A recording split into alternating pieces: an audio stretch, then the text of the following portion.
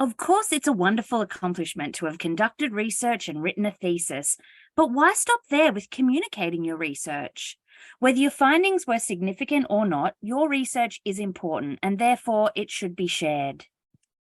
There are many ways that you can share your research. For example, you can share your research with the scientific community via publication in a journal, or you can present at a conference. But how and where can you share your research more broadly, such as with the public? This video explores some mediums for presenting your research with the lay public, or anyone who is not trained, qualified, nor experienced in your discipline or subject area. In this video, we will explore sharing your research via legacy or traditional media, as well as sharing your research via new media, including social media platforms. We will end this video with a real-world example of a psychology honours research project, which was shared across legacy media prior to publication. First, let's consider sharing our research via legacy media. When we say legacy media, we mean television, radio, and print. And of course, this can include newspapers and magazines. Legacy media remains a critical source of information and education for the general or lay public. For your research to be shared via legacy media, it needs to be deemed newsworthy. Newsworthiness simply means your research is considered interesting and relevant enough to be reported in the media. So, for example, your research may be newsworthy if it's related to current events, if the results might be useful for policymakers, or if you achieved a breakthrough in your field. These are just a few examples of newsworthiness. There are many more. But how do you engage the media? The best way to engage the media is through your university's media department. The information you provide to your media department will help you decide on the newsworthy aspect of your research that could be written up as a press release. You can talk to your media department in person or just shoot them an email. The media department will then share a press release that they write up about your research, and the legacy media outlets that are interested will get in touch. Happy days. Importantly, how your research is communicated via legacy media is somewhat out of your control. That is, you can control what information you personally provide to the media, such as through an interview, but the final package that goes to air or is published is out of your control. In contrast, the second point we will look at is using new media. And in new media platforms, you tend to be provided with more opportunity to control the way you communicate your research with the public. So new media refers to any media besides the legacy media mediums, such as podcasts, blogs, and social media. Today, social media are essential information and engagement tools, and social media is the most likely tool that you will use to share your research with the lay public. One key benefit of using social media to communicate your research is you have control over the content you create. Of course, each social media network or platform offers a slightly different means for users to interact and engage. As such, deciding which platform to use to share your research can require some consideration. First of all, in deciding which platform to use, know that you do not need to be active on every social media platform for sharing your research. Instead, pick one or two platforms to commit to and focus your energies there. Learning to use a new platform can be quite time-consuming, as can establishing a decent following. So your reasons for starting with a new platform do need to be robust. For instance, in choosing which platform to use, you may want to consider where your primary community or target audience is. One example, if you wanted to connect with and communicate with young adults aged under 25, TikTok is probably going to be more desirable than, say, Twitter. You also want to consider how you want to interact.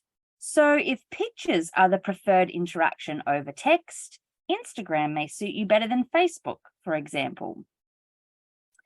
Similarly, if academics are your target, then LinkedIn or ResearchGate might be the most appropriate over other platforms. Let's have a look at an example of communicating research across different legacy media, as well as a little bit of social media. Now, of course, it's important to know, and we do know, that best practice usually is to communicate your results of your research as soon as possible, whether it be publication or other mediums presented in this video. But sometimes life happens, and sometimes the timeline for sharing our research becomes a little, well, skewed. And that is the case in this example. So let's have a look at an example of the media communications prior to a research paper being published. So the research in this example concerned negative outcomes related to people sharing their grief on Facebook. The first sharing of this research outside of the thesis was when the student presented the research at an undergraduate research conference. So early in the year for the honours program, the student applied to present at a conference and then presented at the very end of the year. In fact, the conference occurred the same month that the thesis was submitted. So conference organisers had invited the local media to this event, and on the day of the conference, the host of a local ABC radio show skimmed through the conference booklet looking for studies that they found personally newsworthy. And the Facebook grief abstract was one of 3 that were chosen as being interesting to talk to the journalist about. So the student was interviewed with these 2 other students about their studies, also interviewed about their feelings and experiences at the conference. The story that was recorded on day 1 of the conference aired the following day on the local ABC radio show. An article was written up based on the interview that was played on the radio, and a few days later, that story was published on the ABC National News website. This is it, the story online, published a few days later. Very exciting stuff for an undergraduate researcher. And just when they thought it couldn't get any better, a few weeks later, ABC Radio on the Sunshine Coast got in touch, interested in the story, possibly due to the success of the online story. So the student was interviewed live on ABC Radio on the Sunshine Coast. Now, usually, as we spoke about at the start of this video, the media department of a university would release a press release, media would be interested, stories would follow. But in this instance, after unplanned and unexpected media, the university's media team published a press release, and from this one, the press release did the trick, and here's the press release, still available to read. And this time, the television news came knocking, and a story aired on the Channel 7 News about the research, which was then also available on the Channel 7 News social media. So all of this took place in 2016. It wasn't until 2018 that the article was written up and submitted for publication, accepted in June 2019, and published in June 2021. Now, here we are years later again, and the research is appearing on social media. This is an Instagram and a Facebook example of one aspect of the study, and a very similar example also appearing recently.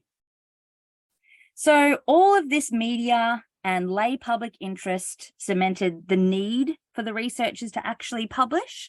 But sometimes it can happen the opposite way, that you might publish stuff yourself on social media, people are interested, that might encourage you more to attempt to publish your research. And that ends our exploration of mediums for presenting research to the general public.